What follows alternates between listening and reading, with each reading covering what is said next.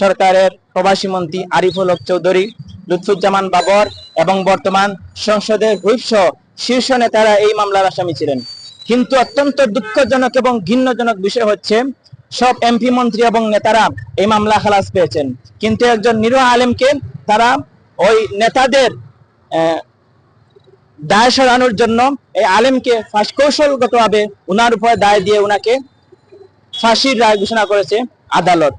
আমরা এই বিচার ব্যবস্থার প্রতি শত ধিক্কার জানাই এবং আমি বর্তমান বাংলাদেশের আইনমন্ত্রী এবং স্বরাষ্ট্রমন্ত্রীর দৃষ্টি আকর্ষণ করে বলতে চাই, বিগত নির্বাচনে এদেশের আলেম সমাজ আপনাদেরকে সমর্থন দিয়েছে বলে আপনারা ক্ষমতায় বসেছেন। যদি আলেম সমাজ আপনাদেরকে সমর্থন দিত না, ইতিপূর্বে আপনাদের অস্তিত্ব বাংলাদেশে বিলীন হয়ে যেত।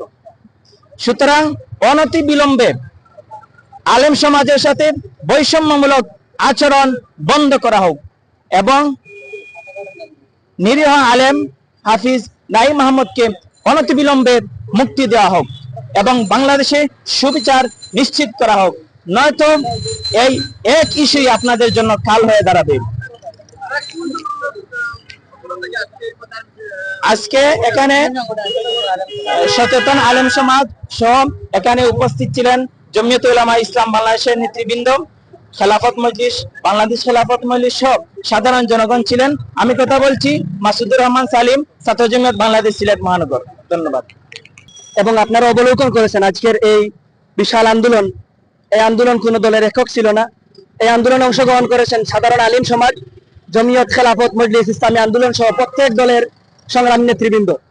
এই আন্দোলন থেকে স্পষ্ট বার্তা এসেছে, যদি সরকার আমাদের এই আন্দোলনে কর্ণপাত না করে তাহলে আমরা দীর্ঘমেয়াদী আন্দোলন দিব এবং যতক্ষণ পর্যন্ত আমাদের নাঈম ভাই মুক্ত না হয়, বেকসুর খালাস না পায়, ততক্ষণ পর্যন্ত আমাদের আন্দোলন চলবে। আপনারা অবগত আছেন 2004 সালে তাকে আটক করা হয়েছে এবং তার সাথে থাকা প্রথম সারির 8 জন নেতা আরিফুল হক সাহেব, জি.কে. ঘোষ, তারা সরকারি দলীয় হওয়ায় মুক্তি পায়, কিন্তু একজন আলিম তার দলীয় পরিচয় এবং তার যে সমাজ দৃষ্টিভঙ্গি আছে সেই জায়গার ঊর্ধ্বে হওয়া সত্ত্বেও তাকে মুক্তি দেওয়া হচ্ছে না।